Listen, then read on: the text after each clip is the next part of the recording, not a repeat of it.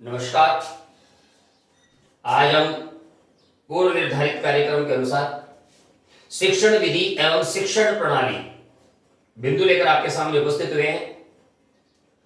दोस्तों, हिंदी और संस्कृत अर्थात भाषा शिक्षण में शिक्षण विधियां कमोवेश एक समान प्रक्रिया के अंतर्गत ही प्रयुक्त होती है, हिंदी हो चाहे संस्कृत हो। तो यहां पर हम दोनों भाषाओं के संदर्भ में शिक्षण विधियों के बारे में जानकारी प्राप्त करेंगे। तो देखिए, शिक्षण विधि एवं शिक्षण प्रणाली, यहां पर दो शब्द लिखे गए हैं, शिक्षण विधि और शिक्षण प्रणाली। कुछ पुस्तकों में दोनों को एक भी बता दिया गया है, जबकि दोनों पृथक हैं। शिक्षण विधि का क्षेत्र सीमित है, शिक्षण प्रणाली का क्षेत्र विस्तृत है, व्यापक है। शिक्षण विधि केवल एक सीमित कक्षा, केवल एक सीमित शिक्षक, एक सीमित कक्षा, एक सीमित गतिविधि तक ही है, जबकि प्रणाली दिन पर्यंत सुबह से लेकर शाम तक विद्यालय के परिवेश में बालक के साथ जो क्रियाकलाप किया जाता है सीखने सिखाने के लिए, वो समस्त क्रियाकलाप प्रणाली के अंतर्गत आ जाता है। तो सबसे पहले हमें इन दोनों के अंदर अंतर को समझना होगा कि शिक्षण विधि क्या है, शिक्षण प्रणाली क्या है। उससे पहले हमें यह भी जानना होगा कि शिक्षण क्या है। शिक्षण शब्द शिक्ष धातु में ल्युट प्रत्यय, ल्युट में अन शेष रहता, युवो नाको सूत्र से इसमें ल्युट का यु और यु का अन।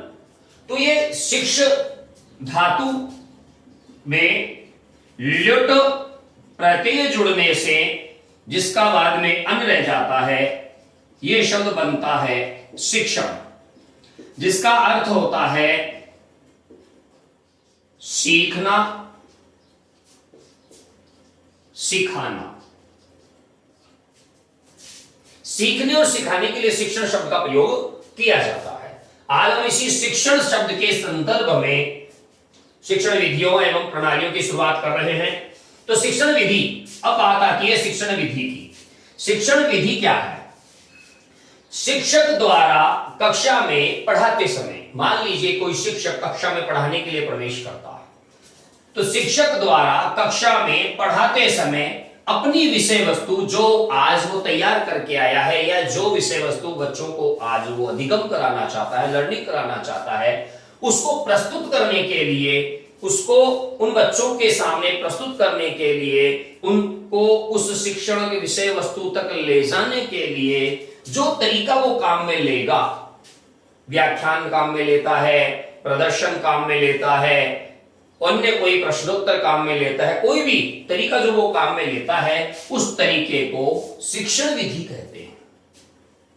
वापस समझिए कि कोई भी शिक्षक किसी भी कक्षा में, कोई भी शिक्षक किसी भी कक्षा में बच्चों को पढ़ाते समय अपना जो टॉपिक है या अपनी जो विषय वस्तु है, उस विषय वस्तु को कक्षा में बच्चों के सामने प्रस्तुत करने के लिए जो तरीका वो काम में लेगा, यूं भी कह सकते हैं अंग्रेजी में कि प्रेजेंटेशन कैसे करेगा, वो प्रस्तुतिकरण कैसे करेगा, वो अपना विषय बच्चों के सामने कैसे रखेगा कि बच्चे अधिक से अधिक अधिगम प्राप्त कर सके। जो तरीका वो काम में लेगा, उस तरीके को शिक्षण विधि के नाम से जाना जाता है। तो शिक्षण विधि एक कक्षा तक सीमित है, उस कक्षा की एक विषय वस्तु तक सीमित है। एक शिक्षक द्वारा जरूरी नहीं कि दूसरी कक्षा में वही विधि अपनाई जाए जो उसने पहली कक्षा में अपनाई है। तो इसका क्षेत्र सीमित है, इसकी सीमाएं हैं। तो इसका क्षेत्र एक कक्षा, एक कालांश, अगले कालांश में उसे कोई दूसरा बिंदु पढ़ाना है तो जरूरी नहीं है कि वह उस बिंदु को पूर्व विधि से ही समझाए, उस बिंदु के लिए कोई और विधि भी वो काम में ले सकता है।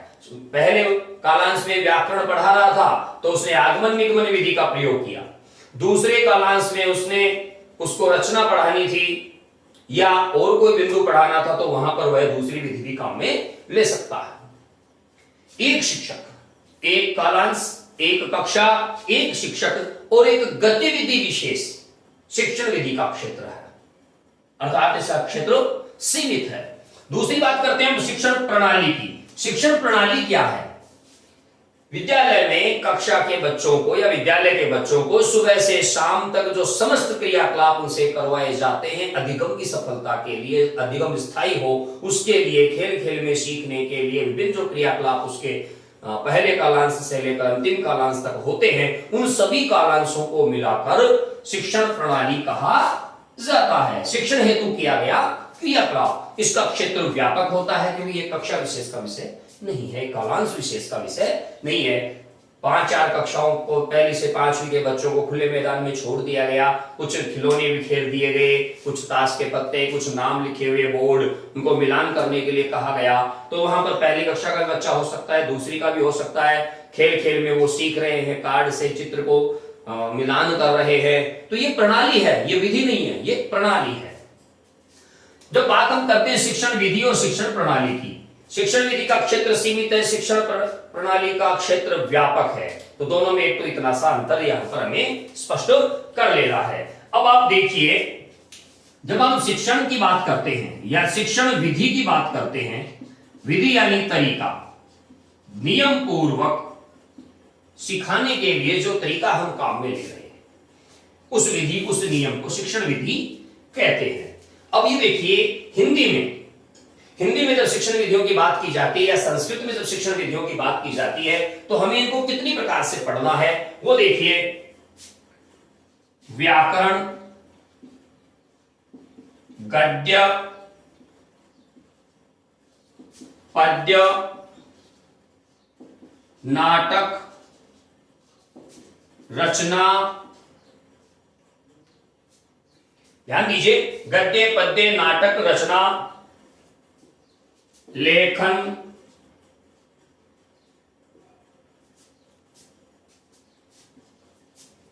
कहानी, पठन या वाचन, पठन या वाचन या भाषण। इस प्रकार से हम समझ सकते हैं। व्याकरण 1, गद्य शिक्षण विधि 2, पद्य शिक्षण विधि 3, नाटक शिक्षण विधि 4, रचना शिक्षण विधि 5, लेखन शिक्षण विधि 6, कहानी शिक्षण विधि 7, पठन वाचन भाषण शिक्षण विधि 8। हम हिंदी और संस्कृत में भाषा शिक्षण में हम शिक्षण विधियों को कुल मिलाकर 8 भागों में बांट सकते हैं जो हमें पढ़नी है। तो सबसे पहले व्याकरण शिक्षण विधि, गद्य, पद्य, नाटक, रचना, लेखन, कहानी, पठन, वाचन और भाषण। इस प्रकार से हम शिक्षण विधियों की यहां पर चर्चा करेंगे। तो सबसे पहले शिक्षण विधियों में जो नाम आया है वो आया है व्याकरण का। सबसे पहले नाम आया है व्याकरण का। व्याकरण का मतलब हो गया, यहां हमें व्याकरण शिक्षण विधि पहले बिंदु के रूप में हम पढ़ेंगे। व्याकरण शिक्षण विधि जब हम इसकी चर्चा करेंगे तो सबसे पहला प्रश्न हमारे सामने यही उठता है कि व्याकरण क्या है।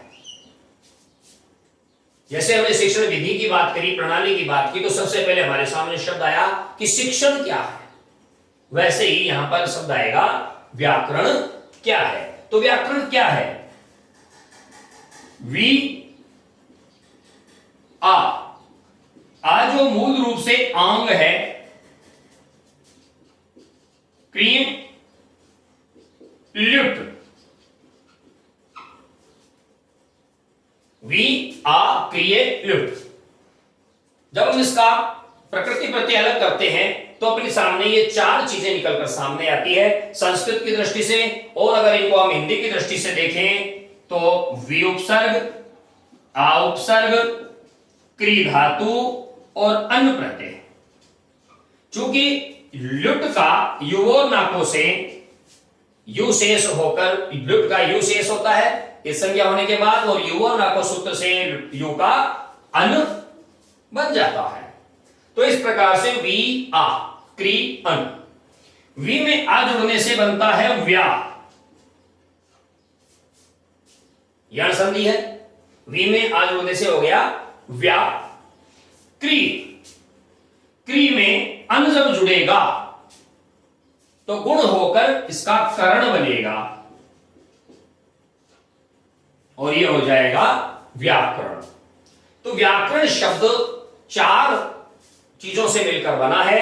सबसे पहले वि उपसर्ग, आंग उपसर्ग जिसको हिंदी में हम औपसर्ग कहते हैं, क्रिय धातु हिंदी में जिसको क्री धातु कहते हैं, ल्युट प्रत्यय हिंदी में जिसको अन प्रत्यय कहते हैं। इन चार से मिलकर बनता है व्याकरण। व्याक्रियन्ते व्युत्पादन्ते शब्दा अनेन इति व्याकरणम, अर्थात जो शुद्ध परिनिष्ठित परिमार्जित जो कर शब्दों को करने के लिए जिस प्रणाली का प्रयोग किया जाता है उसको हम व्याकरण कहते हैं। तो ये तो बात हो गई व्याकरण की। अब प्रश्न ये भी उठता है कि व्याकरण आया कहां से? क्या एक व्यक्ति विशेष को इसका श्रेय दिया जाना चाहिए या फिर एक ये शाश्वत कोई परंपरा रही है भाषा के आदिकाल से ही? तो इसके बारे में ऐसा कहा जाता है कि सर्वप्रथम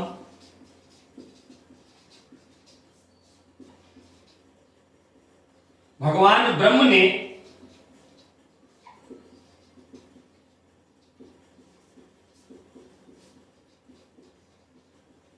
व्याकरण का उपदेश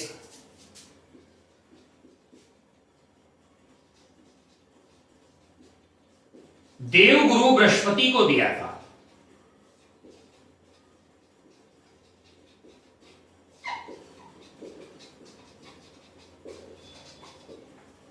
कहा जाता है भगवान ब्रह्म ने सबसे पहले व्याकरण का ज्ञान या उपदेश देवगुरु बृहस्पति को दिया था। बृहस्पति ने इंद्र को दिया, इंद्र ने भरद्वाज को दिया, भरद्वाज ने ऋषियों को दिया, ऋषियों से ब्राह्मणों तक आया और फिर ये गुरुकुल से होते हुए हमारे सामने आता है। तो इस पूरे इसकी यात्रा को, व्याकरण की यात्रा को एक छोटे से तीर से, एरो के निशान से मैं आपको समझाता हूं।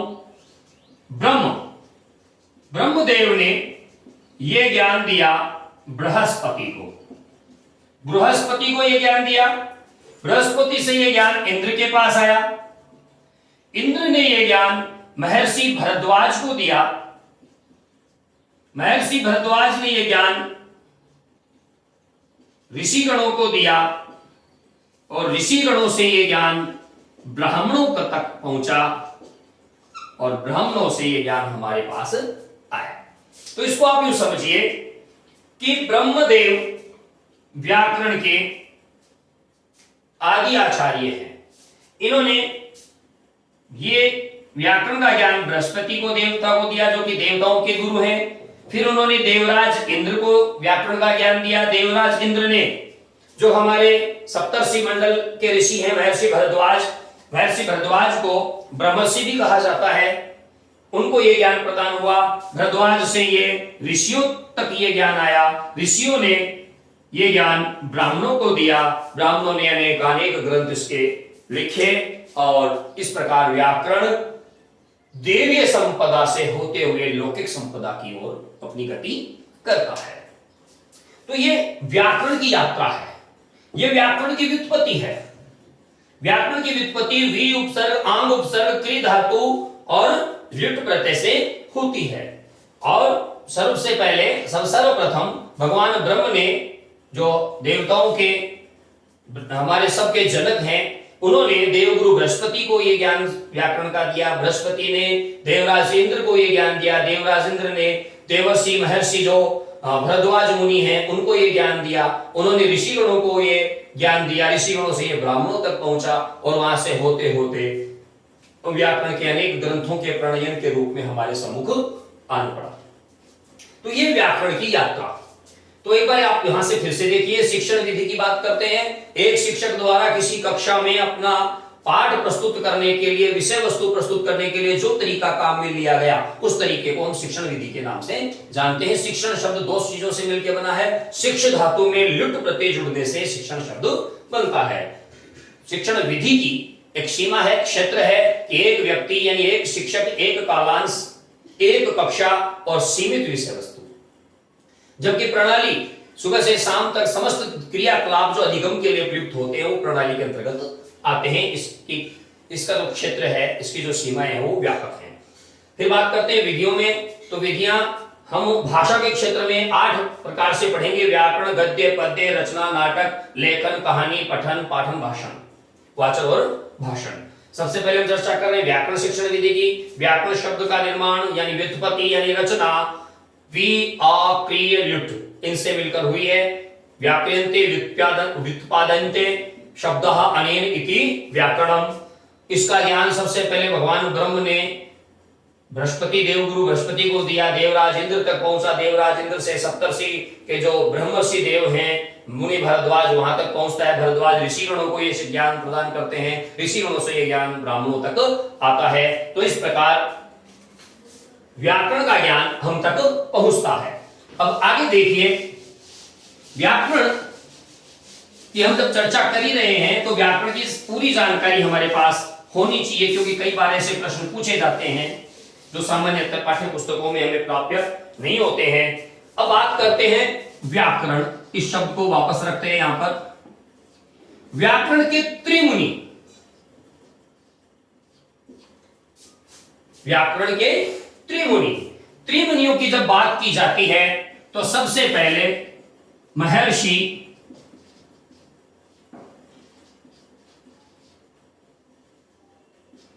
पाणिनि, इनका नाम आता है। दूसरे नंबर पे नाम आता है कात्यायन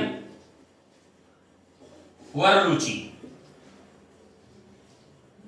तीसरा नंबर आता है महर्षि पतंजलि, महर्षि पतंजलि। महर्षि पाणिनि ने अष्टाध्यायी ग्रंथ की रचना की। अष्टाध्यायी में 8 अध्याय हैं, 32 चरण या पद हैं और 3997 सूत्र हैं, जिनमें 14 माहेश्वर सूत्र भी शामिल है।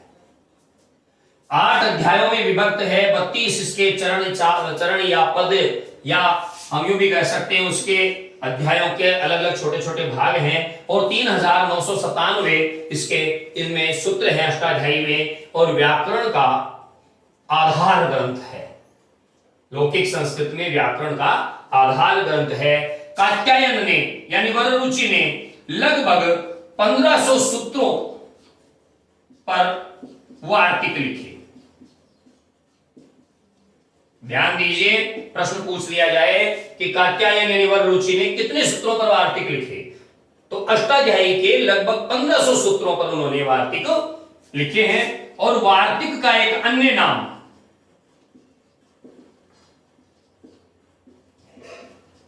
अनुतंत्र भी है। वार्तिक का अन्य नाम क्या है? अनुतंत्र भी है। अनुतंत्र इसलिए कहा जाता है क्योंकि इसने महर्षि पाणिनि के अष्टाध्यायी के सूत्रों का अनुकरण किया है, उनको सरल भाषा में, सहज भाषा में रखने का प्रयास किया है। महर्षि पतंजलि की जब बात करते हैं तो इनका ग्रंथ महाभाष्य अपने आप में अद्वितीय है, अनूठा है। तो महर्षि पतंजलि, महर्षि पाणिनि और कात्यायन ये त्रिमुनि कहलाते हैं। क्या कहलाते हैं? त्रिमुनि कहलाते हैं। तो सबसे पहले व्याकरण के हमने क्या देखे? त्रिमुनि। पहले महर्षि पाणिनि जिन्होंने अष्टाध्यायी लिखी, 8 अध्याय 32 चरण 3997 सूत्र। कात्यायन वररुचि जिनको वार्तिक काल भी कहा जाता है, इन्होंने अष्टाध्यायी के लगभग 1500 सूत्रों पर सरल सहज भाषा में उनको स्पष्ट करते हुए वार्तिक लिखे और वार्तिक का एक नाम अनुतंत्र भी है। महर्षि पतंजलि ने महाभाष्य की रचना की और व्याकरण को इन्होंने शब्दानुशासन बताया। व्याकरण को शब्दानुशासन बताया।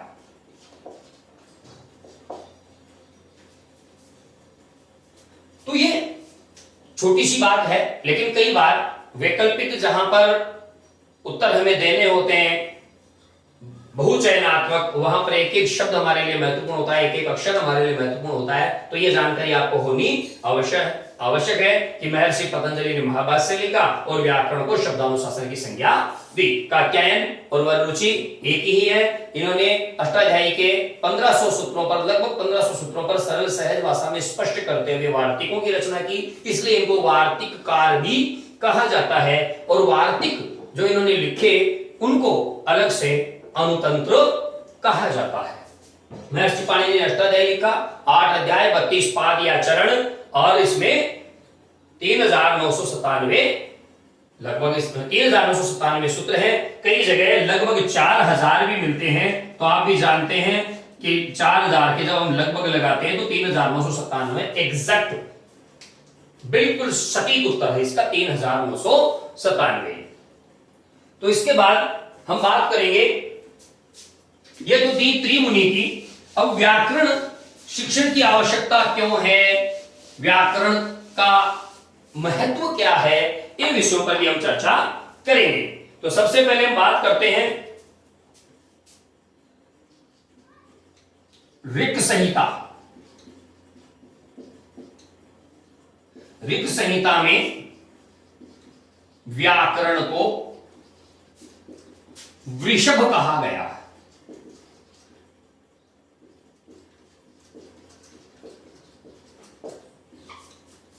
और आप सब समझते हैं वृषभ को धर्म का प्रतीक माना गया है।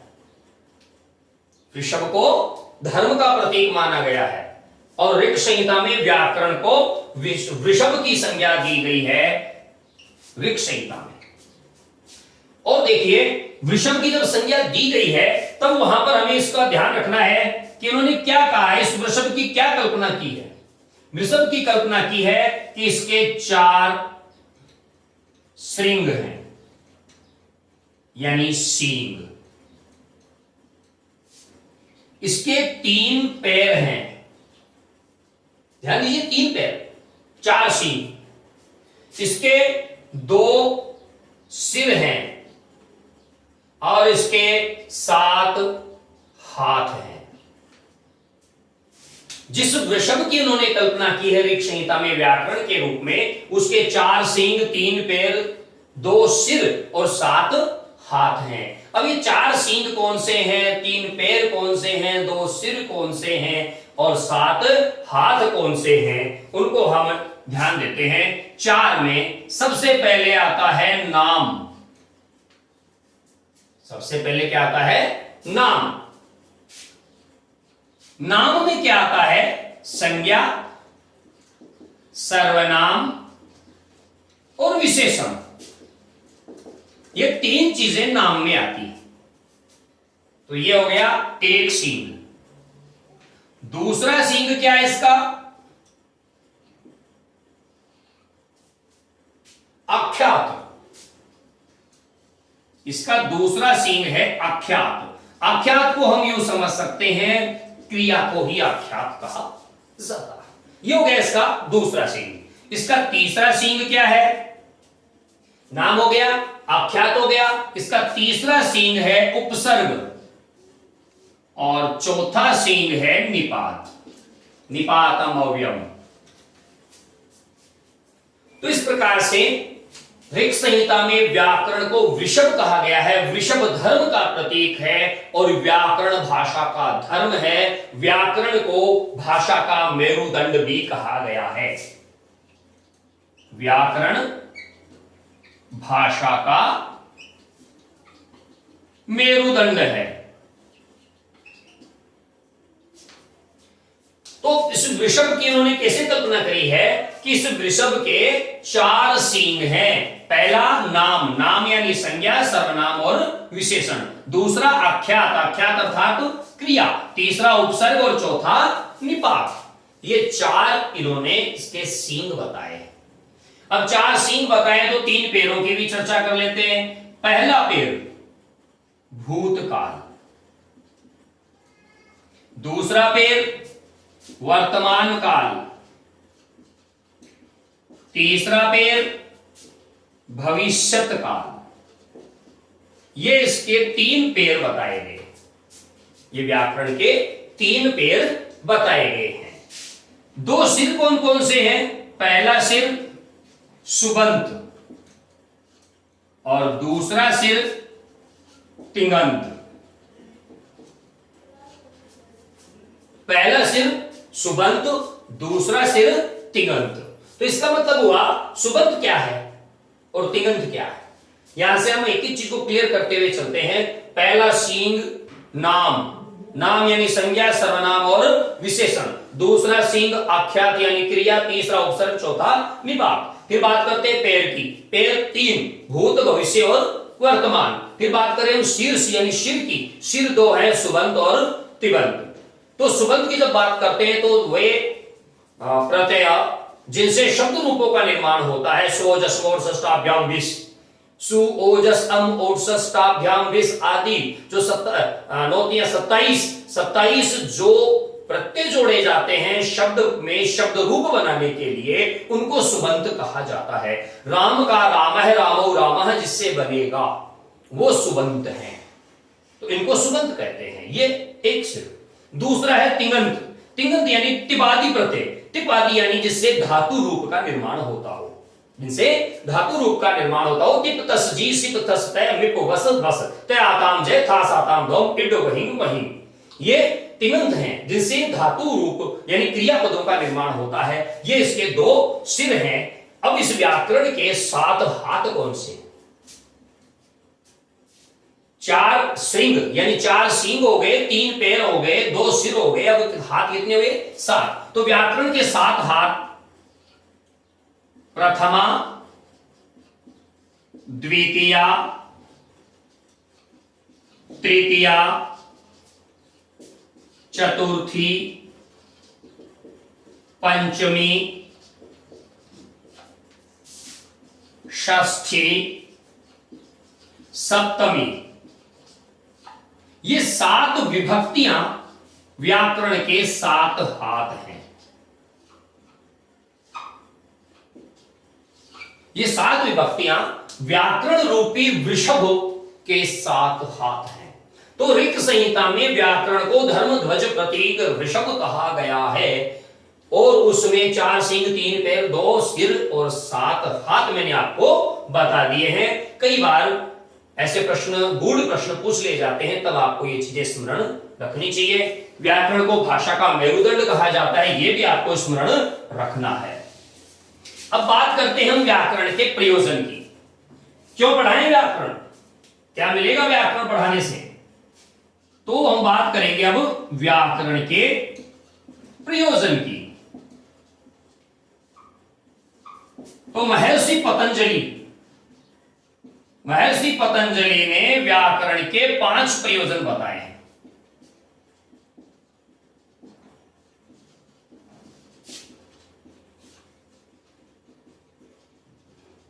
अब ये 5 प्रयोजन कौन कौन से हैं?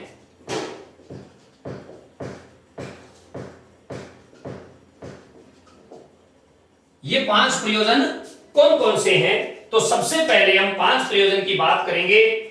सबसे पहले आता है रक्षा, दूसरे क्रम पे आता है ऊ है, रक्षा, ऊ है आगम, तीसरा है आगम, चौथा है लघु और 5वां है असंदेह। ये व्याकरण के 5 प्रयोजन महर्षि पतंजलि ने बताए हैं कि व्याकरण का शिक्षण इसलिए किया जाना चाहिए। तो ये इनका हम विस्तार से थोड़ी सी चर्चा हम करते हैं। रक्षा,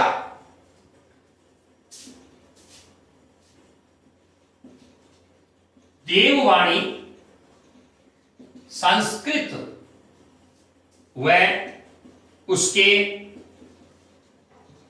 अथाह ज्ञान की रक्षा।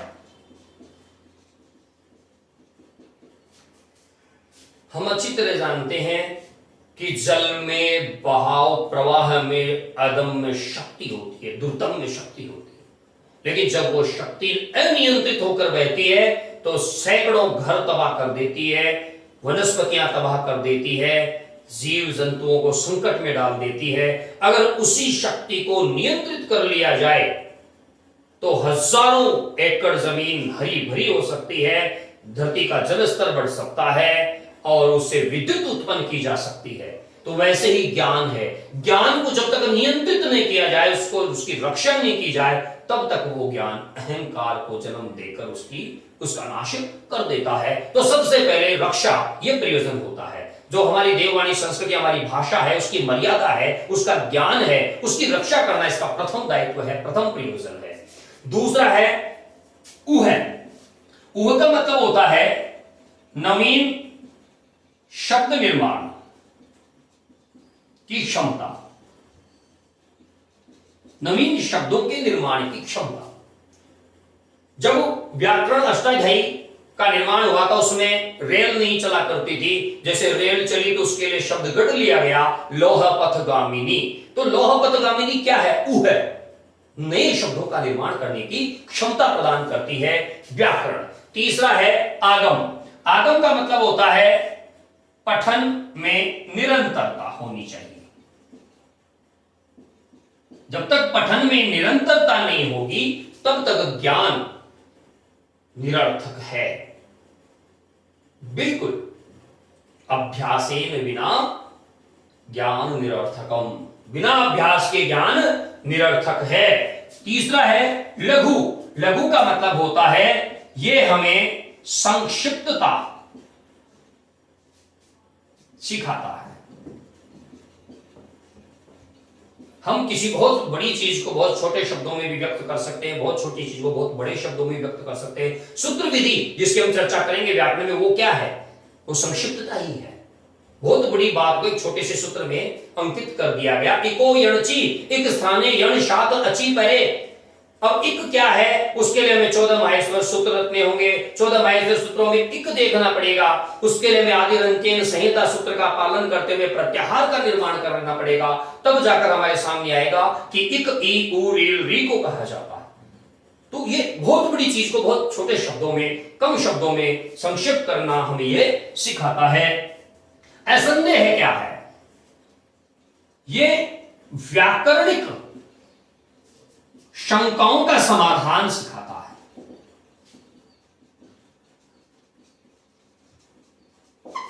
तो ये 5 प्रयोजन महर्षि पतंजलि ने महाभाष्य में व्याकरण के 5 प्रयोजन बताए हैं। रक्षा, ऊह, आगम, लघु और असंदेह। व्याकरण में एक भी तत्व ऐसा नहीं जिस पर संदेह किया जा सके। प्रश्नों के द्वारा उनका समाधान किया गया है, सूत्रों के द्वारा समाधान किया गया है, वार्तिकों के द्वारा समाधान किया गया है। तो ये असंदेह उत्पन्न करता है, अर्थात संदेह का नाश करता है, शंकाओं का समाधान करता है। तो व्याकरण के पतंजलि के अनुसार 5 प्रयोजन माने गए हैं, वो मैंने आपको बताए हैं। अब आपको मैं बताऊंगा व्याकरण के 6 उद्देश्य, 6 कार्य, व्याकरण के 6 कार्य। वो 6 कार्य कौन कौन से हैं व्याकरण के, वो भी आपको पता होना चाहिए।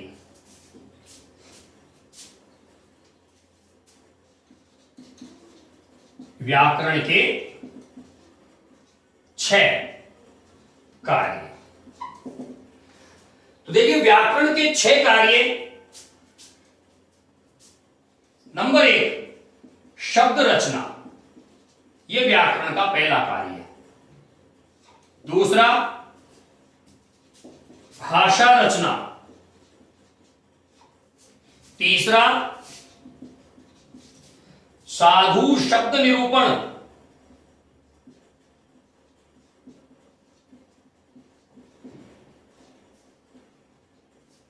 चौथा, भाषा विश्लेषण।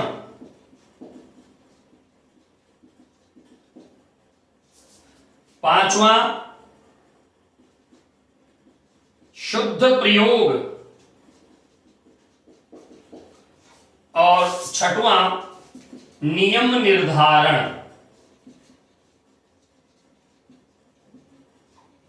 तो ये व्याकरण के 6 कार्य बताए गए हैं। शब्द रचना, भाषा रचना, साधु शब्द निरूपण, भाषा विश्लेषण, शुद्ध प्रयोग और नियम निर्धारण। तो आप इनको आसानी से यूं समझ सकते हैं कि शब्द रचना, व्याकरण हमें नवीन शब्दों की रचना करना सिखाता है। भाषा रचना, व्याकरण हमें भाषा में उत्तरोत्तर परिष्कार करने की शिक्षा प्रदान करता है। साधु शब्द निरूपण, शुद्ध, सात्विक और सटीक अर्थ वाले सहज शब्दों का निरूपण करना हमें सिखाता है, भाषा का विश्लेषण करना सिखाता है। जैसे अभी थोड़ी देर पहले हमने व्याकरण शब्द की व्युत्पत्ति पर विचार किया था, वी, आंग, क्रिय, लुट। उसी प्रकार ये भाषाओं का विश्लेषण करना सिखाता है, भाषा का शुद्ध प्रयोग करना सिखाता है, भाषा संबंधी विकारों को दूर करता है, नियम निर्धारणम, और ये किसी नियमों को निर्धारित करके उनके अनुसार भाषा में उनका प्रयोग करना सिखाता है। तो ये व्याकरण के हो गए 6 कार्य। तो देखिए, व्याकरण के इन 6 कार्यों के पश्चात हम पढ़ेंगे व्याकरण शिक्षण की विधियां। व्याकरण शिक्षण की विधियां, ये मैं आपको अगले वीडियो में बताऊंगा। तब तक आप इस वीडियो का अवलोकन कीजिए, शेयर कीजिए, लाइक कीजिए और सब्सक्राइब कीजिए मेरा यूट्यूब चैनल बजरंगलाल सैनी गुरु, ताकि आपको नवीनतम अपडेट मिलते रहे।